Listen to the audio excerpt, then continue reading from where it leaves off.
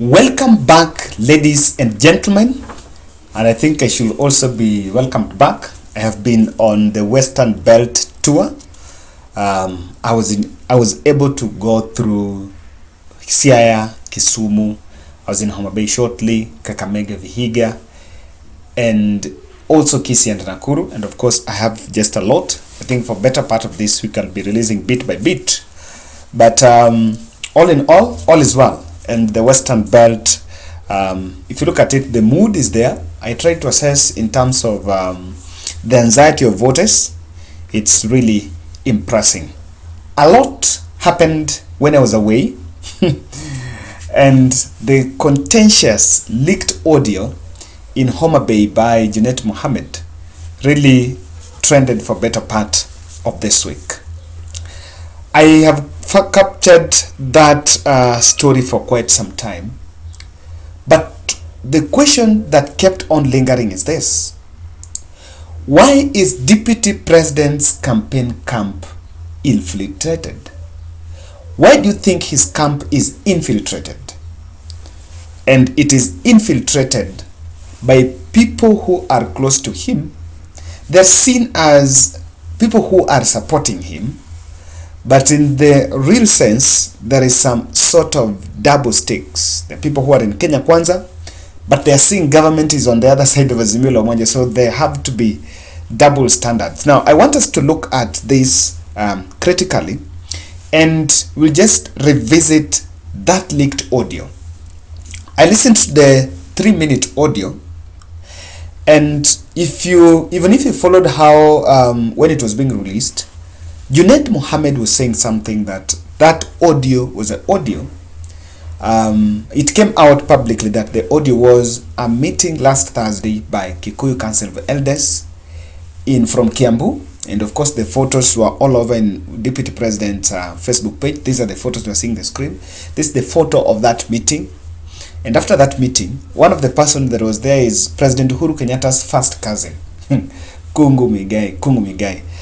And honestly, you can just ask yourself, when it comes to family, it's family. No one should lie to you that if President asks Kungu Migai to tell him whatever was discussed in that meeting, he can fail to do so. So, one thing I observed is this, the meeting seems to be, it was highly secret, because I spoke to some few journalists who are saying that they were not allowed to cover it live, unlike the other meetings that's normally live stream. Now, that meeting was not live stream even in Deputy President's Facebook page, nor the YouTube, not even the YouTube team. Even the media were not allowed in that meeting. What I see is probably someone was planted in that meeting and he recorded almost everything that was said there, but the Azimio la Umoja campaign team decided to pluck just the 3-minute part so that they can circulate, they can magnify it for political reasons. I don't think it was, my attention was not much into the slapping, because the slapping was just a statement, but there was weight into what was being done. This shows Deputy President where he is, that he should be a worried man that his camp is infiltrated, and maybe there are people that are tracking his moves. Do you know that sometime 2 weeks ago, when Deputy President was meeting post-election violence victims and a section of Kikuyu community in Joro, he kicked out journalists. And I think from that point, the deep state started following Deputy President. They started tracing his moves. And if this was recorded in secret, even that meeting was done in secret. So what exactly do you think Deputy President says when the camera is off? And you just know, if you listen to that video audio, just listen to the tone and the way he's speaking. Try to speak with some Kalenjin accent. Of course, something that is really worrying. So one thing I see is the deep state started following him the moment he realized that he's now not making some meetings very public. This is my take about this, that DP Ruto's team, DP Ruto's campaigns are infiltrated. However, I wanted us to just revisit the contents of that audio.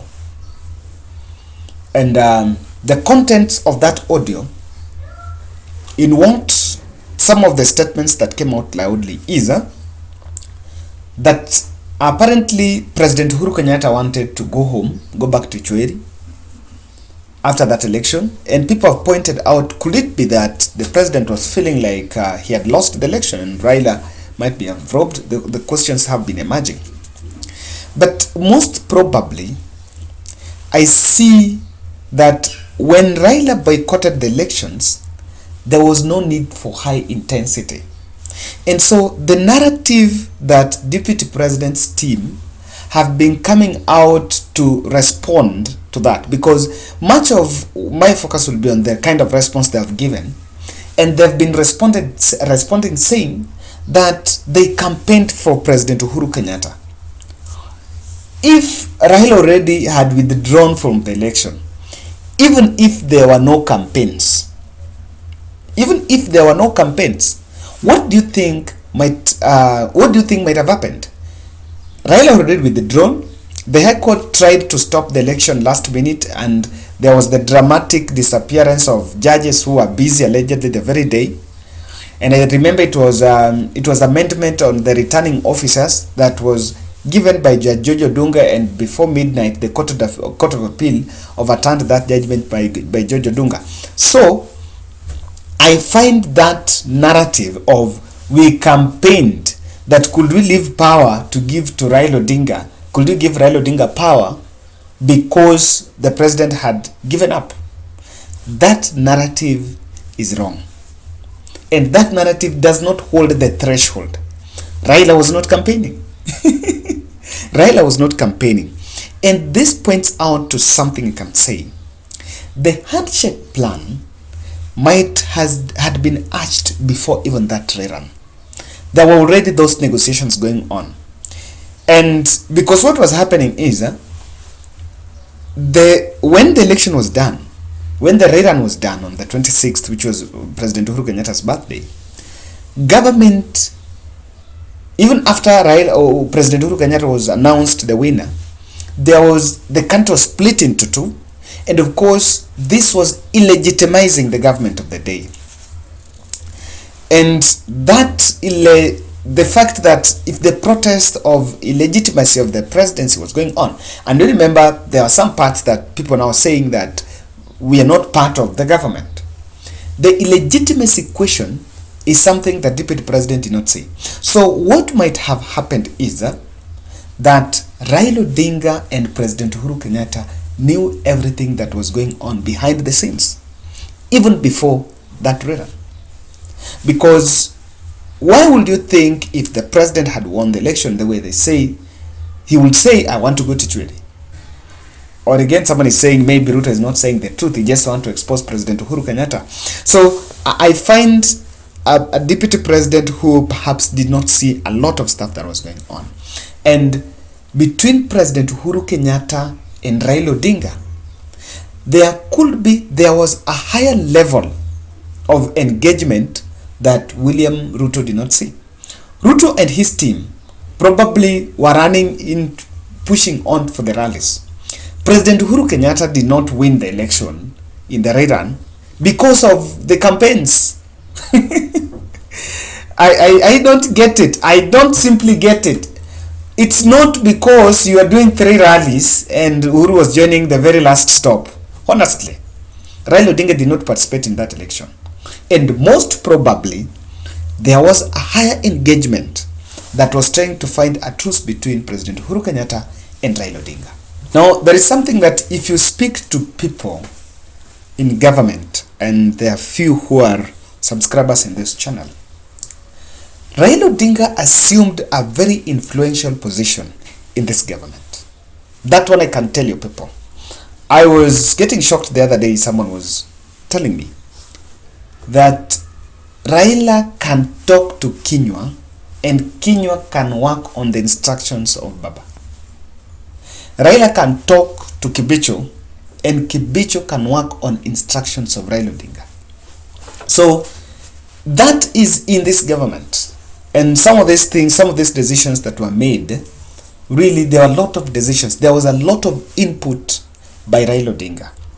That kind of engagement, the engagement between Raila and Uhuru, people have, when you talk to people, they'll tell you it's not more of a brotherhood. It's more of a father-son relationship.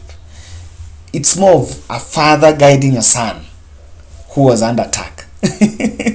that is what happened. The influential position that Raila held in this government tells you the kind of stake that Raila's presidency might have. Now, Ruto was unmoved with the tension that was happening in the country, and for him, if you listen to that clip, he was like, Uhuru had to be in power. And if there was any negotiation, honestly, over a handshake, and Ruto was to okay a handshake between Raila and Uhuru, I know Ruto wouldn't have done that. He wanted a one-man take-all show. Because, this was simply because the 2017, the fate of President Uhuru Kenyatta in 2017 had an impact on his presidential bid in 2022. And so he was not interested on what exactly was going to happen, what exactly the country would look like if in any case President Uhuru Kenyatta and Raila were not going to sit together and talk. Because simply for him, it was about what the country, what about him. Now, his campaigns are infiltrated. They're infiltrated because of the deep state. And he's kept on saying that this deep state doesn't exist. I think my understanding of a deep state is not probably maybe what people think, but I think it's just highly influential, monopoly of influence over others. That is what deep state might mean to me. Someone or a body or a people who have monopoly over others. So what has really happened is there are people who are in deputy president's camp, but government has monopoly over them. For example, for over time, deputy president has been campaigning, targeting the churches in Mount Kenya. So the engagement with the Council of Elders was actually a trajectory that people had not seen before. So this Council of Elders seems they were on the side of President Uhuru Kenyatta and Raila Odinga. However much he might try to get, and then I was like, he approached the wrong person, someone from President Uhuru Kenyatta's family. Really, that is this is a group that the deep state have monopoly over them. But there is something that can also create that situation of his camp being infiltrated, and that would be forces of status quo.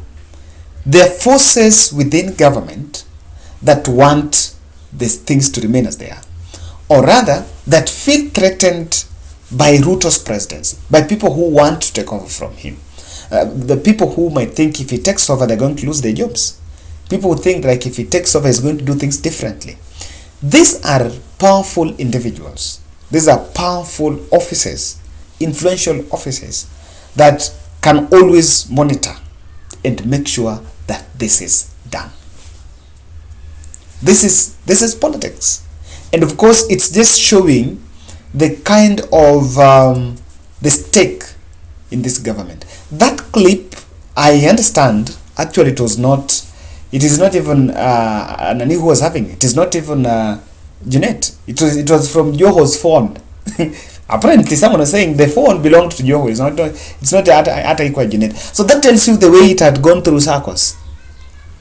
And then I think the infiltration is also coming over because there is a sense that deputy president's team, the decision-making ranks are shallow. He's the one that is making all the decisions, and so everyone has been pushed to the periphery. Whatever is done, whatever he does can be reached. Maybe he has some 2 or 3 people that he trusts, and this can be done. And this is my position on the leaked audio. Ladies and gentlemen, I was in Kakamega and I'm coming back with the analysis of what I witnessed in Kakamega.